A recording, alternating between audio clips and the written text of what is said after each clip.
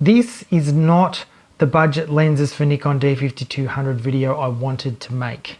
After days and days of research and planning, I abandoned the whole thing and started from scratch. I'll explain why in a moment. Let's look at some budget lenses for the Nikon D5200.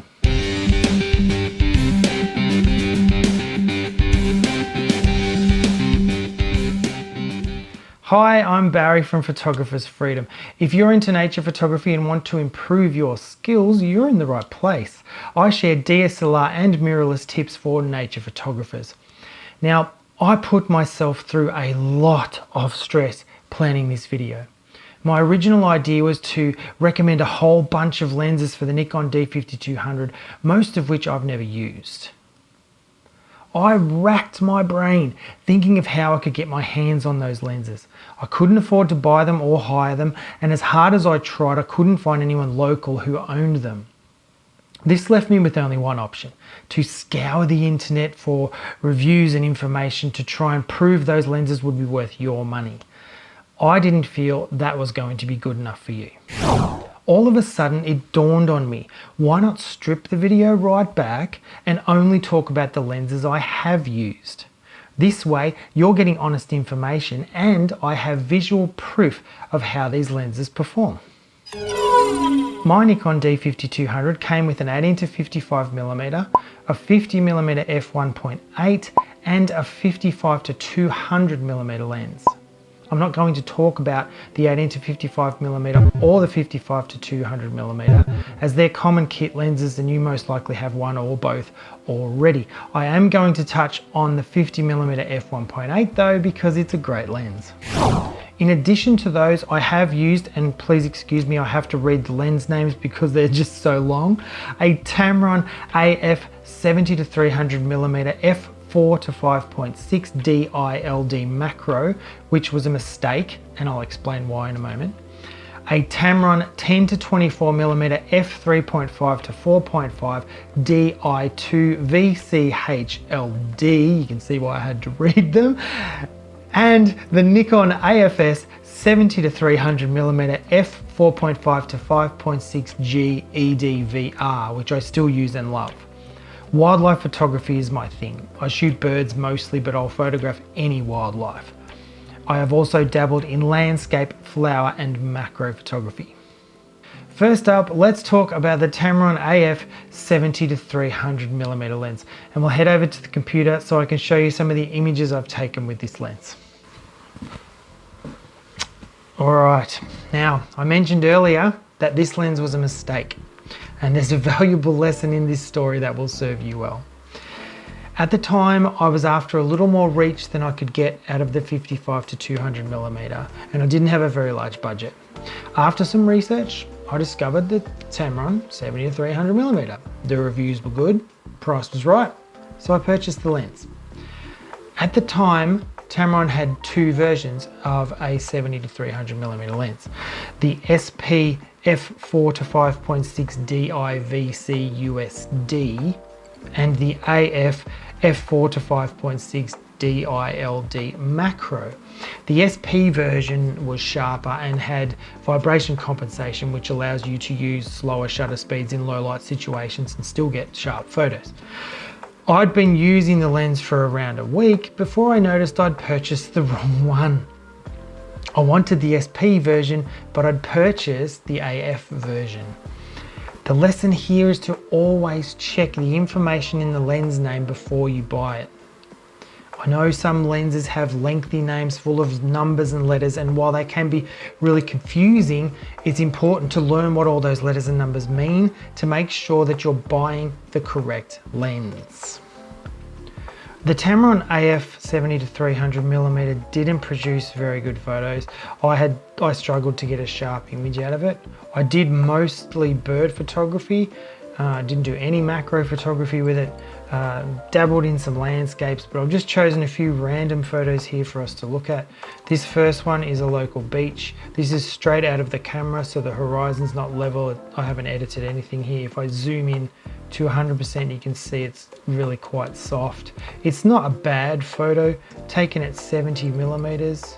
You can see it's the 70-300 f4 to 5.6, that's the Tamron. If I zoom to 100 to full screen, you know, it's not a bad photo, but just not super sharp. The next one is a Brahmani kite. Now, I took this at 1/400th of a second. Don't photograph flying birds at 1/400th of a second. That's way too slow. This bird caught me by surprise. I didn't have the right settings. This is an edited image. If I zoom in, you'll see a lot of motion blur, and it's just a very soft photo, but zoomed out, it's not too bad. You can't really tell. This magpie photo is unedited, zoomed in again, very, very soft. And you can see a lot of the chromatic aberration problems with this lens. See the purple fringing around this feather here, down these feathers here, down the bottom here, there's more around the feet there, you know, there's just purple fringing everywhere. And that was the difficulty with this lens. The frustrating thing for me was trying to remove that in Lightroom all the time. It just made the editing process a lot longer, and I didn't like that. Here's a photo of a diamond python that I found, taken at 200mm with the same lens, obviously. This is actually quite a sharp image, it's not too bad. This is the edited version here. As you can see, pretty sharp. That's one of the good photos I've taken with it. Then we have an Australian pipit here. If I zoom in, very soft. You can see the purple fringing in the highlight of his eye. You can see purple fringing or fringing on the legs here and the grass. It's just everywhere, and it was just frustrating to remove. This is a square-tailed kite. Doesn't look too bad until you zoom in, and it's very, very soft. Not sharp at all. Here's a local shipwreck. Looks great when we're zoomed out, but zooming in, you'll see the details are not very sharp. There's just this softness to everything. And then lastly, this is probably one of the sharper photos I got with it. This is a square-tailed kite, unedited photo. If I zoom into 100%, it's relatively sharp. For this lens, it's very, very sharp. But yeah, the chromatic aberration again is apparent on the edges of his wings here, and just became so frustrating. So after about a month of using this lens and struggling to get a sharp photo with it, I decided to go with the Nikon AF-S 70-300mm, and that's a great lens. We'll look at that one in a moment. You can pick up a used Tamron SP 70-300mm f4 to 5.6 DIVC USD for under $200 on KEH. I've put links in the video description if you're interested in learning more about that lens. The Nikon AF-S Nikkor 70-300mm f4.5 to 5.6 GED VR is my favorite lens. I love this thing. I've taken some great photos with this. It's sharp, the autofocus is reasonably fast and reliable, and it has VR with 2 different settings. It weighs 745 grams, around 1.6 pounds, so roughly 2 cans of soft drink or soda, depending on where you're from. So that is heavy for a 70-300mm, but it's not too bad. Let's have a look at some of the photos I've taken with it. Now remember that the D5200 has a 1.5x crop sensor, so it will crop the field of view of any lens you put on it. So a 70-300mm on the D5200 will give you the same field of view as a 105 to 450mm lens on a full frame camera. So that's a bonus. You're getting that extra reach, which is fantastic for wildlife. So this first image is a sooty oyster catcher with a bit of a mussel in its mouth there, trying to escape this wave. I do love this shot. I love the way this lens captures water. It's just beautiful. I mean, look at those bubbles. They're just beautiful. So it's a very noisy shot, this one. It was taken at ISO 800. You can see it's with the 70-300 f4.5 to 5.6 at 300mm. Next, we have a pied cormorant sitting on a rock, beautifully sharp. This is an edited image, but you know, again at 300mm, and it's just beautiful. It's also good, the lens is great for whale watching. This is where the VR settings come in. The VR has a normal and an active setting. So on the active setting, that's what you use when you're taking photos from a moving vehicle, like a boat, right? When you're whale watching, because there's not only movement in your hands, but there's movement of the boat in the water. So the active VR really helps with this. And I've taken some great shots whale watching from the boat. So humpback whales off Coffs Harbour in New South Wales. This one here is one of my favorite shots. This is why they call them a humpback, because this one is just about to dive. It looks like, if I zoom in, look how sharp that is. It's just great. It's, you know, you can see all the scratches and marks on the side of the whale there, and that is an edited image, but really nice. This next one is a square-tailed kite flying right at me. I love this shot. If I zoom in, it's nice and sharp, you know, just beautiful. The lens does a really great job. That is an edited image again. This one here is not edited. This is, as you can see, a DNG, so that's straight out of the camera.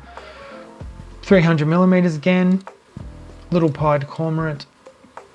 That is pretty sharp for an image out of camera. You can see a little bit of chromatic aberration there, a little bit of purple fringing where it goes from his feathers to the bright blue sky, but that is easily removed in Lightroom or Photoshop.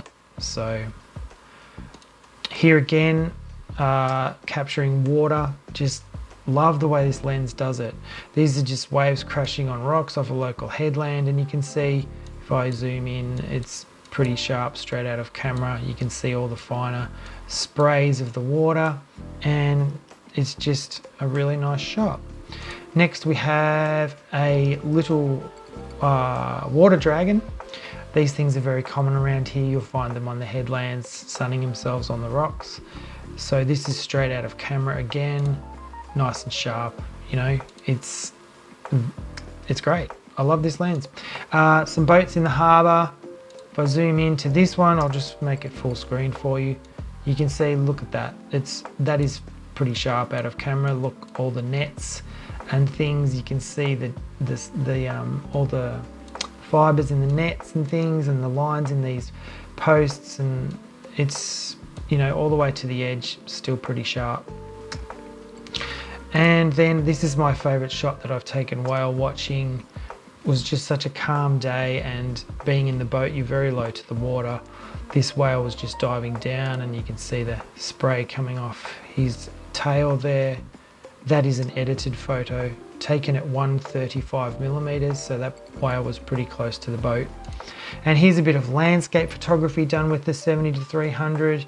This is unedited, taken at 70mm. This is shot across a massive gorge, so there was a lot of air between me and the waterfall, but still it's quite sharp. You can see the details in the cliff there and the waterfall. Really nice. And then this last shot is just an osprey with his wings up. Edited, this one again, but nice and sharp. The lens does an absolutely fantastic job. KEH has many AF-S 70-300mm lenses starting at just $114 US. There are links in the video description. You might also want to check out the AFP version of this lens.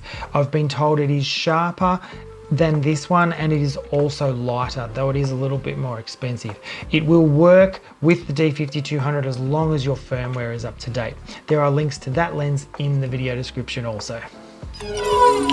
While I'm on the Nikon lenses, let's talk about the 50mm f1.8G. This is another lens that brings a smile to my face. A 50mm on the D5200 produces the field of view of a 75mm lens, and it's fantastic. It lends itself to so many different types of photography. I've done landscapes with it, flower photography, pet photography of my dog when he was little and cuter, portraits, macro photography with extension tubes. It can do anything. Let's just have a look at a few images I've taken here. This, first of all, here we can see this was taken at with the 50mm f1.8 at an aperture of f2.8, and nice fern leaf here. If I zoom in, you can see there's only a tiny section of the image that is in sharp focus. That beautiful shallow depth of field really makes an image look fantastic. Here's some autumn leaves in the afternoon light, shot at f1.8, so it's not going to be super sharp, but if I zoom in, you can still see nice detail in the veins of the leaves there, and just those colors, just beautiful. A shot of my guitar, this one taken at f7.1, but really close up, so you still get a shallow depth of field, and only one fret there is in focus, and you can see all the dirt and the hairs on the fretboard there, and just a really nice perspective. Some sort of plant in the frost. If I zoom in, you can see nice detail in all those little frozen bits of water, and again, nice shallow depth of field. Macro photography with extension tubes, blowfly, and you can see the nice detail in his eye there. This is an edited photo, but still not too bad on sharpness there. Here's Bodhi when he was cute. He's such a cute pup. He's still cute, we still love him, but he's not this cute anymore. This was taken at f1.8, so it's not going to be super sharp, but you can see his eyes are nice and sharp. There's detail in his fur there on his beautiful face, and just gorgeous. Beautiful shallow depth of field, though the background is not great. This is a macro shot, I believe, taken with extension tubes. This is a Banksia flower up close, and you can see the nice detail in the finer hairs of the flower there. It's not the super sharpest photo, but it's still a really good perspective up that close. Railway line, I missed focus here. I intended to focus on this bolt here, I believe, when I took this shot, but I've actually focused a little bit further forward than that, but you can see the detail in the sleeper there, and it's beautiful. It's a really nice shot. Some wildlife photography with the 50mm at 1.8. It's so light. You can carry this lens around for hours. It weighs less than a can of soft drink, so it's really fantastic for this kind of photography, lugging it around beaches and through forests and things. So that crab, nice and sharp at f6.3, and you can pick up a used 50mm 1.8 for around $150 US on KEH, or you can get them new on Adorama or Amazon for between $200 and $300 US. There's links in the video description. Now, this is a nice shot. I really don't know where the focus point on this is, but it's just a really nice photo. I mean, I don't really think, I think I've missed focus completely, but I love this shot. I just love the cool colors and that beautiful shallow depth of field. Here's a technically a landscape shot, I guess you call this, the Buddha statue at a local crystal gardens, and it's just, you know, it's sharp, it's nice. That's f6.3.